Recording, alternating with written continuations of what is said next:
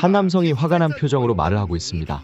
这个谜题困扰了我很多年了，但是2015年到现在足足发展了9年了，这9年过来，他们是怎么做到的？好了，说完这些之后呢？ 중국 축구 대표팀의 팬으로 추정되는 남성. 그는 도대체 왜 이렇게 화가 난 채 열변을 토하고 있는 것일까요? 지난 17일 0대0 무승부로 끝난 피파 랭킹 107위의 레바논 그리고 73위의 중국.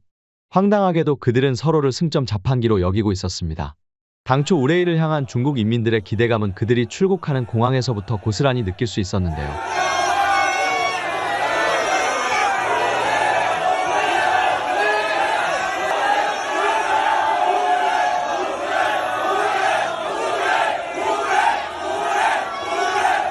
과도할 정도로 우레이를 응원하는 사람들, 그리고 스페인 프리메라 시절의 유니폼을 뒤흔드는 사람들이 한데 뒤섞여 공항은 말 그대로 우레이의 팬클럽 현장이라고 보아도 무방했습니다.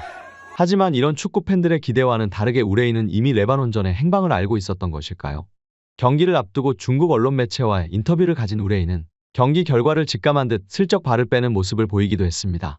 我的感觉就是整个亚洲足球的这个水平是提升的非常快，包括之前我们认为的一些实力比较弱的，进步都非常快。我对自己没有什么特别这个目标和要求吧，就是能够给球队做更多贡献，然后更多是考虑球队能小组出线吧。 그는 아시아 축구의 전반적인 수준이 매우 높아졌다며 과거 근거 없이 이길 수 있다 자신감을 내비치던 평소 모습과는 상반된 모습이었죠.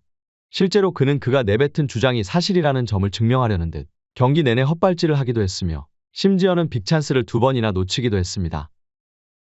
결국 해당 장면을 보고 충격을 받은 것인지 양코비치는 2분 뒤 지체 없이 그를 교체시키며 우레이는 씁쓸하게 퇴장을 하고 말았는데요. 평소와 다를 바 없이 중국 대표팀의 실력에 부합하는 결과물이었으나 우레이를 향한 기대감이 너무 컸던 것일까요? 현재 중국 언론 매체들은 우레이와 양코비치 감독을 싸잡아 비난하며 조기 경질론이 언급되고 있습니다.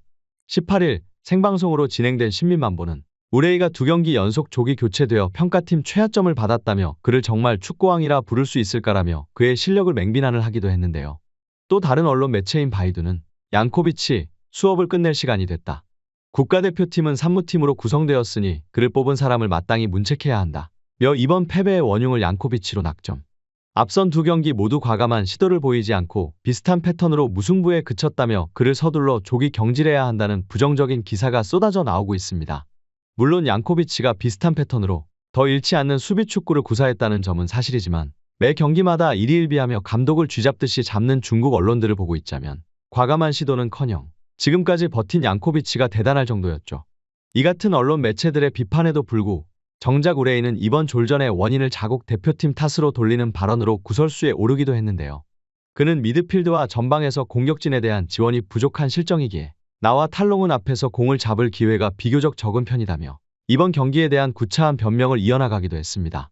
한편 이번 경기를 지켜본 한 중국 축구팬은 결국 참지 못하고 울분을 토하기도 했습니다.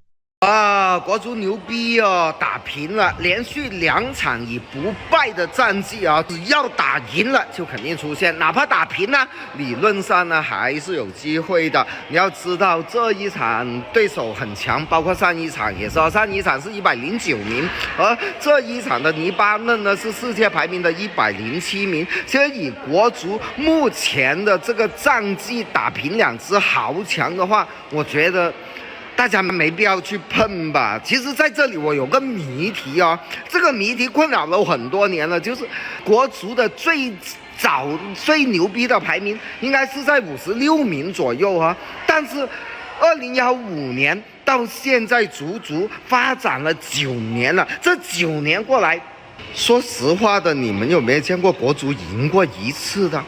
你9年都在输，排名现在还有75，只比许老板那里下降了19名。他们是怎么做到的？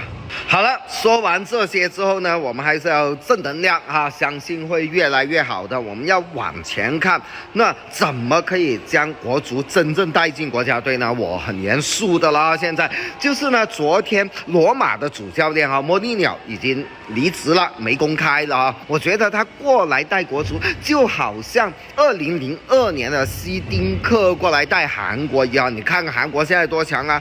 我们请得动莫利纽，肯定是有机会的。但是问题又来了，因为莫利纽 심지어는 지난 한국 바레인전을 생중계하며 강력한 우승 후보로 한국을 꼽던 해설진들 역시 자국 대표팀에 부정적인 총평을 내리기도 했습니다. 梁老师怎么看待这场比赛的结果？从场面来看，双方都有机会，平局也算是合理的。那么季海觉得这2场小组赛下来进不了球，问题主要出现在什么地方？首先，我想对结果表达一下我的看法，肯定是不满意的。就是在我的这个球员经历当中，可能黎巴嫩我印象当中没有这个交手过，对，面对这样的对手，我觉得应该是稳稳的把3分揣到兜里，才应该是中国足球的常态。你觉得？当然，吴磊那次的机会是最好了。那第1场比赛，吴磊也有过门前踢呲的这个情况。很遗憾，咱们国足的这个最有把握、射门效率最多、进球最多的射手吴磊，这次参加亚洲杯的决赛圈不在最佳的状态。给他的支持也不够，我不是替他说话但是给他的支持也不够。其实。我们为什么其实没有进球？为什么这个可能没有创造出那么多可以进球的机会？就是源自于我们其实能够形成威胁，或者说攻入到对方这个最后防区的这样的一个球，都不是特别的顺畅。所以。射术再好，都是这样的球，相信也很难有得分的这种可能。 놀랍게도 중국 관영 매체 특성상 그들이 질 수밖에 없었던 이유에 대해 변명을 할 것이라 예상했지만 자국 대표팀을 정면 비판하며 우레이와 양코비치를 더욱 몰아세우기도 했습니다. 이에 대해 축구만큼은 이상하리만치 스스로의 수준을 잘 인식하고 있는 중국 축구 팬들은 자조적인 반응을 보였는데요.